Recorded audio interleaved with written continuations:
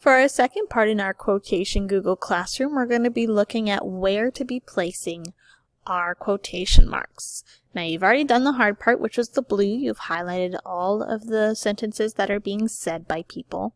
Here, we're going to be showing that which sentences are being said by using these two quotation marks down here below. So what you're going to have to do is read through the sentence, and then you're going to have to figure out what they're saying, and you're going to have to put quotation marks at the front of what they're saying, so right before they start talking, and at the end of what they're saying, so right when they stop talking, you're going to put it after that. So I'm going to do this first one with you. Says, Sally said, I am going to at lunch with my dad today. For the second part of this quotation marks Google Classroom, we're going to be showing with our quotation marks where people are talking. So you've already done the hard part, which was highlighting all of the words that are being said or spoken. But down here, we're going to have to learn where our quotation marks need to be put when we're doing our writing with dialogue, which means when people are talking.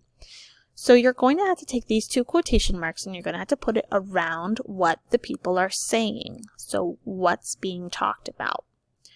When I am looking for where to put a quotation mark, I need to find what the people are saying or what they're talking, or when they're talking, I need to put my beginning quotation mark right before they start talking, and I need to put my ending quotation mark right after they stop talking. So let's do the first one together.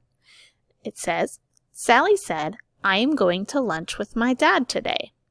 Okay, if I look at this sentence, I see that the person talking is Sally, and I know she didn't say Sally said, because I don't say Mrs. Schwinn said when I'm talking, I just talk.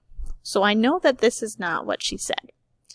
I know following what this says, Sally said, that's really what she's saying. This is what she's talking. So she's talking and she says, I am going to lunch with my dad today. I'm going to take my first quotation mark, my beginning quotation mark, and I'm going to put it right before she starts to talk. That tells the reader that someone is about to say something. So when I see this quotation mark, I can put it in my brain that Sally is about to talk. Sally said, then I can think, okay, here's something that Sally said. I am going to lunch with my dad today. Now that's the end of my sentence. There are no more words that Sally is saying. So to tell my reader that Sally is done talking, I'm going to take my ending quotation mark and I'm going to put it right at the end of what she said. Now, as I work with my quotation marks, I can put more sentences that Sally said. So I could say, I'm going to lunch with my dad today. We are going to order pizza and watch a movie. That would be a second sentence, and then I would put my quotation mark at the end of that sentence. But since there's nothing more that she says right here, she's done talking, I'm going to put this ending quotation mark right at the end of what she said. So just like before up here, when you highlighted between those quotation marks to see what they said, you can go back and double check.